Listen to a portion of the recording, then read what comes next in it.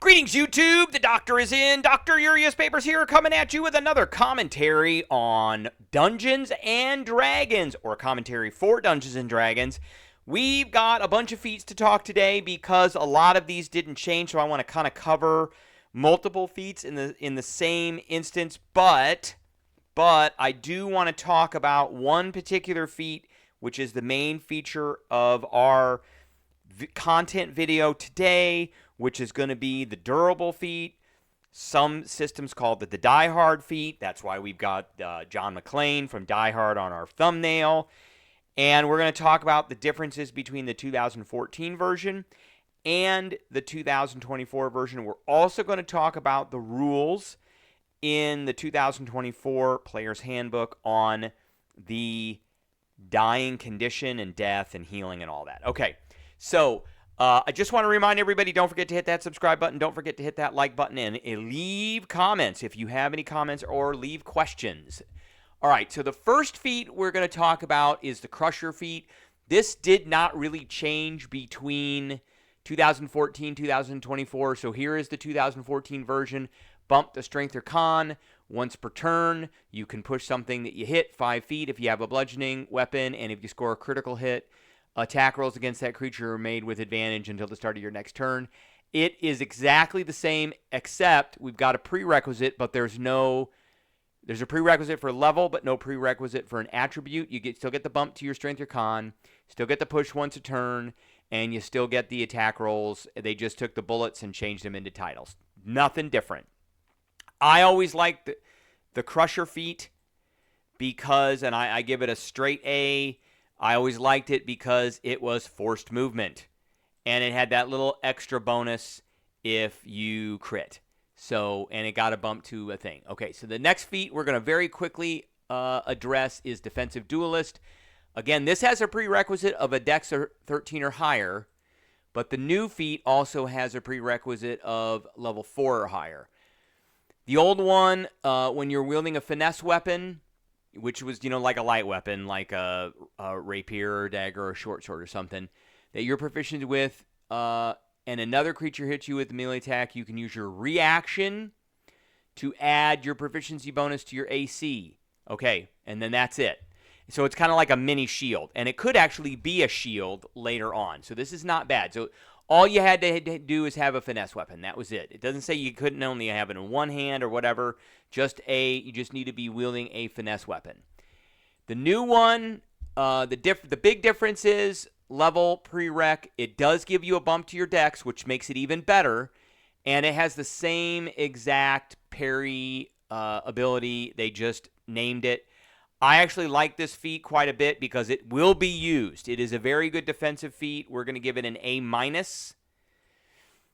It is a very good defensive feat. It actually, I think it went from a B+ to an A- because of the ability score increase. I mean, it essentially is a mini shield spell in several ways. But, I mean, you're using your reaction here to stop that. All right. Very quickly, next feat in here is Defensive Duelist. This one, again, it has a... wow, we did this one twice. That's not what I wanted to do. I did not want to do Defensive Duelist. We wanted to do Dual Wielder. That's what we wanted.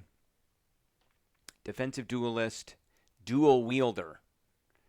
That's the one we wanted. Dual Wielder. Let's get the other version very quickly. Dual Wielder. Dual Wielder. Okay, so here is the Legacy version of Dual Wielder. +1 to AC if you're wielding a separate melee weapon in each hand. You can use 2 fighting, even when the one-handed weapon you are wielding is not light. So normal two-handed in 2014 required you to have a light weapon in the other hand. Now it doesn't. And then you can draw or stow 2 one-handed weapons when you would normally be able to only draw 1. That never really was a big deal. New version gives a bump. So this one didn't give a bump to a stat. This one gives a bump to a stat. Required you to be level 4, strength or dex of 13. The enhanced wielding is almost exactly the same in quick draw. What they took away is the +1 to AC. So instead, they added the bump to dexterity, which could give you a +1 to AC. So I was never really a big fan of this. It allowed you to use a different weapon other than a light weapon, so we're going to give this one a B-. It never was a great one to begin with. Okay, so let's get into the meat and potatoes of what we want to talk about today. Here is the durable feat. This is the old durable feat, the legacy version, which was just okay. It increased your con score by 1. There's no prereq for this one, by the way. Increased your con score by 1. And when you rolled a hit die to regain hit points, which required you to do a short rest unless you were a fighter using second wind, the minimum number of hit points you regain from the roll equals twice your con modifier. So if you had a +2 con modifier, you would automatically get at least 4 hit points back from the dice that you're rolling. So it put a floor on that die. That one was an okay feat. I would probably give that one a B-.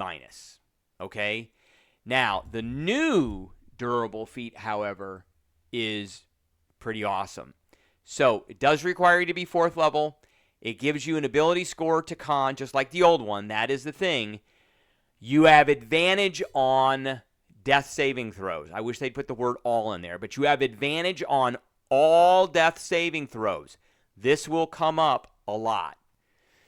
And it essentially, because of the rules of how death saving throws happen, it essentially means that you are going to be very hard to kill. And speedy recovery, which is another one. As a bonus action, you can expend one of your hit point dice, roll the die, and regain a number of hit points equal to the roll.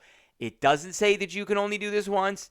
It doesn't say you can do this a number of times a day equal to your con modifier. It does not say you can only do this a number of times equal to your proficiency bonus. It says only as a bonus action, you can expend one of your hit point dice, roll the die, and regain a number of hit points equal to your roll.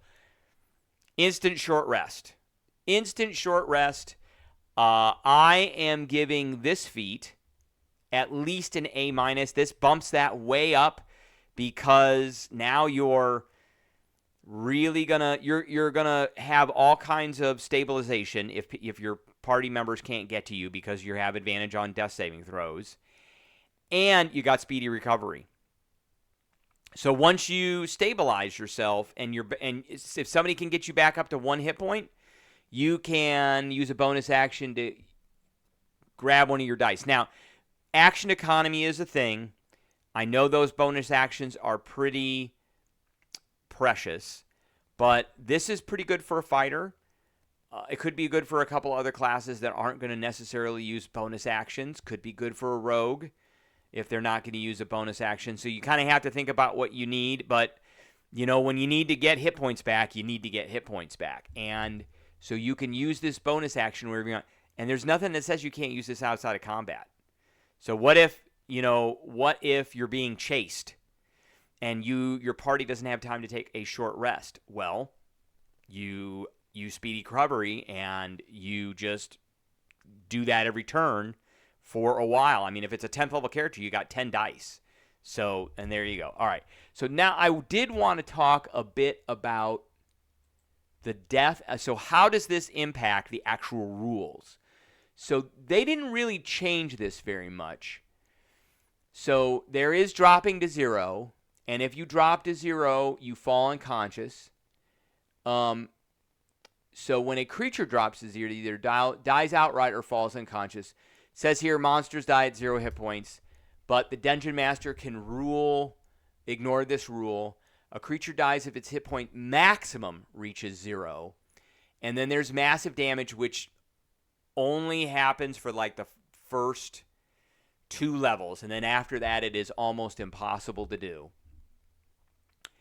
And so falling unconscious, if you reach 0, you don't die instantly. You have the unconscious condition till you regain any hit points. You now face making death saving throws. You're not dying anymore. You're unconscious. But, so you get the death saving throws. Those haven't really changed. It's 3 successes or 3 failures on a D20. 10 or higher is a success. 9 or less is a failure. If you fail 3 times, you're dead. If you succeed 3 times, you're okay. Now you got durable, and you have advantage in all those rolls. Odds are you're going to roll a 10 or better. Just saying. That's a very good statistical chance. And they don't need to be consecutive. If you roll a 1, you suffer 2 failures. If you roll a 20, you get 1 hit point. And if you got durable, I'm using a bonus action the next turn to spend a die. Damage at 0 hit points. If you take any damage, you suffer a death saving throw. If the damage is a crit hit, which you're unconscious, it's probably going to be a crit hit, you will suffer 2 failures instead. And if the damage equals or exceeds your hit point maximum, you die. So if you're at 0 and you had 18 hit points and you took 18 damage, you're dead.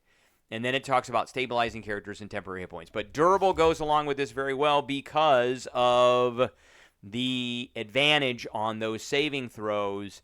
And once you get to 1 hit point, you can start using that bonus speedy recovery. The speedy recovery, I think, is awesome.